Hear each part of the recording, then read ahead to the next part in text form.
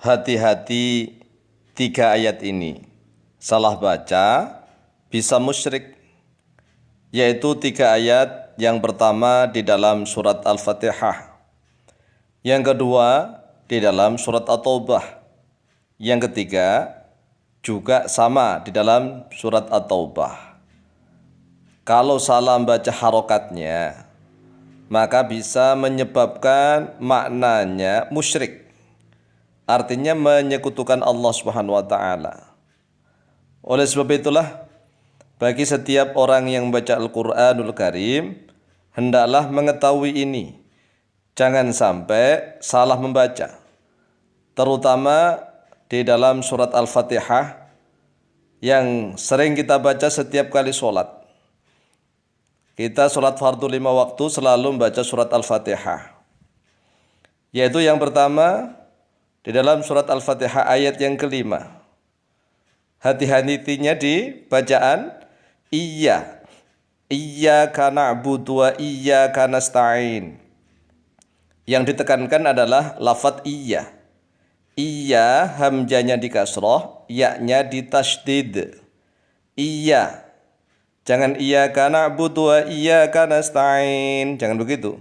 Tetapi harus di tasydid. Ya-nya wajib di tasydid.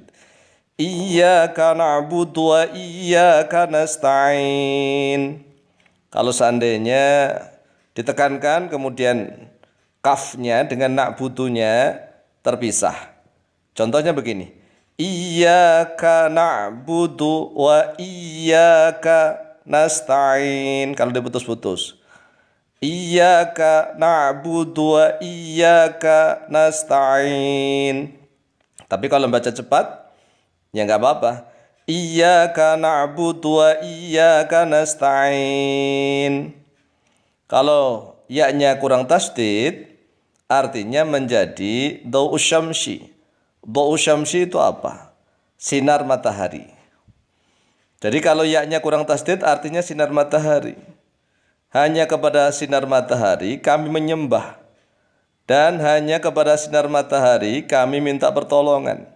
Atau makna bebas, kami menyembah pada sinar matahari. Dan kami memohon pertolongan hanya kepada sinar matahari. Lah ini kan menjadi musyrik. Oleh sebab itu, apabila maknanya kepingin hanya kepada kamu ya Allah, hanya kepada engkau ya Allah kami menyembah, dan hanya kepada engkau ya Allah kami memohon pertolongan, maka wajib ya-nya ditasydid. Prakteknya gitu ya. Jangan iya, jangan gitu, tapi Iyyaka na'budu wa iyyaka nasta'in. Sekali lagi, gitu ya. Hamzah, kemudian masuk ya tasdid. Iyyaka na'budu wa iyyaka nasta'in. Hanya kepadamu ya Allah kami menyembah, dan hanya kepadamu ya Allah kami minta pertolongan. Jangan sampai terlena dengan seorang imam yang bacaannya suaranya bagus, tapi ya-nya nggak ditasdid. Iyyaka na'budu wa iyyaka nasta'in. Ini bahaya. Kemudian yang kedua, yaitu terdapat di dalam surat At-Taubah ayat yang ketiga.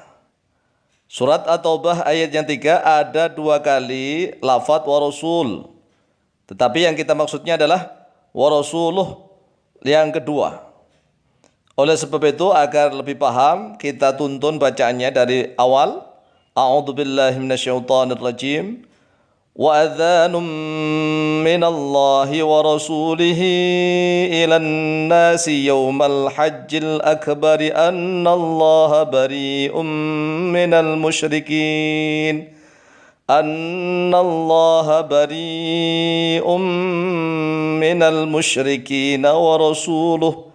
Nah ini yang kita maksudkan wa rasuluh, wajib dibaca wa rasuluh.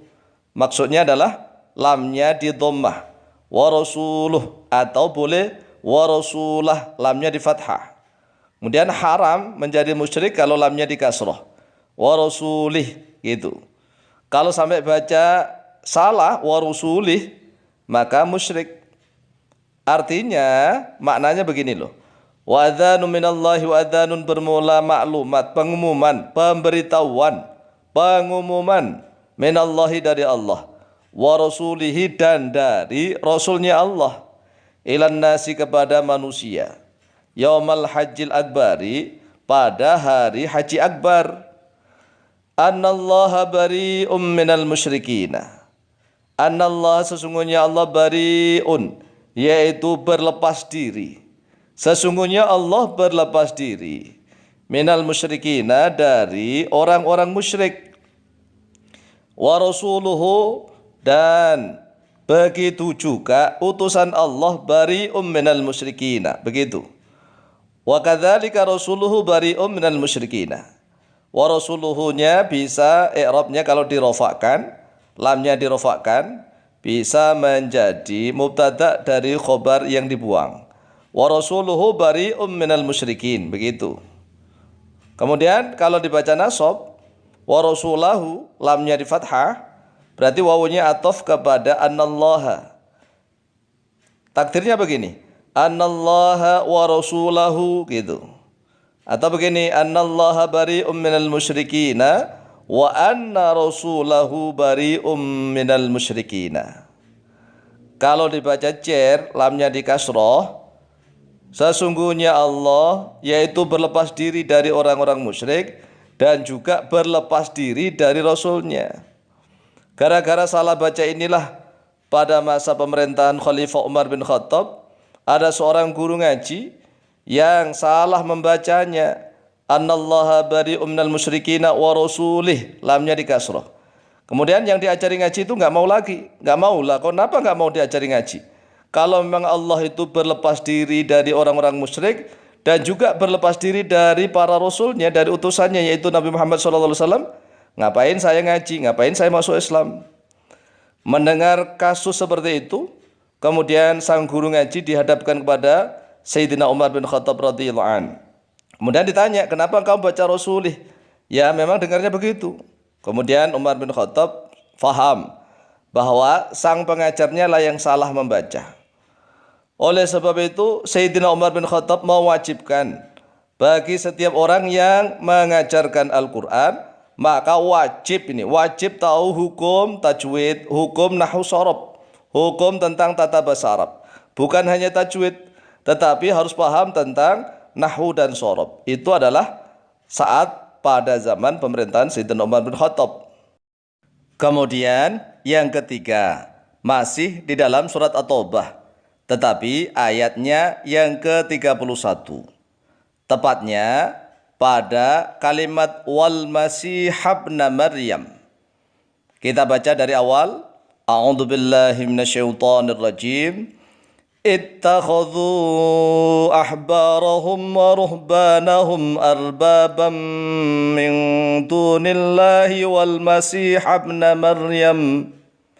Ayat ini ingat sering dipakai oleh para misionaris kafir.